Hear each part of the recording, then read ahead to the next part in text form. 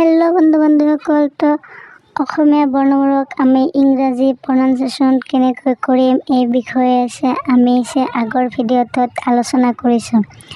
আজি দ্বিতীয় number video'. আজি আলোচনা কৰিম স্বৰবৰ্ণৰ বিষয়ে। স্বৰবৰ্ণ অসমীয়াত 11টা আৰু ইংৰাজীত 5টা। ইংৰাজীত 5টা হ'ল এ, ই, আই, অ, ইউ। আৰু স্বৰবৰ্ণ অসমীয়াত হ'ল 11টা। 11টা হ'ল অ। অক আমি ইংৰাজী এ আখৰেৰে লিখোঁ। আক আমি ঠিক একেদৰে এ আখৰেৰে লিখোঁ। ইক আমি ইংৰাজী আই আখৰেৰে লিখোঁ। দীৰ্ঘইক আমি আই আখৰেৰে লিখোঁ।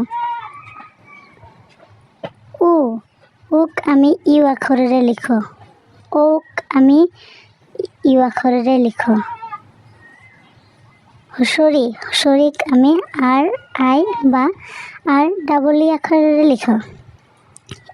এক আমি ই আখৰেৰে লিখোঁ। ঐক আমি এ আই আখৰেৰে লিখোঁ।